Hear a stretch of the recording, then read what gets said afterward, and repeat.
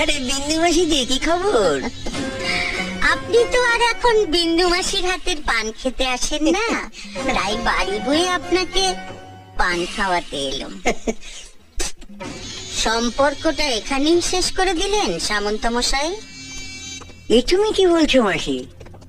তোমার সঙ্গে আমার সম্পর্ক কি আজকে? আমি আগে যেমন তোমায় ভালোবাসতাম এখনো তেমনিই ভালোবাসি। এর চেয়ে বেশি বলার আগে আপনার লোকদের সরে যেতে বলুন শান্ত মশাই। দেখলে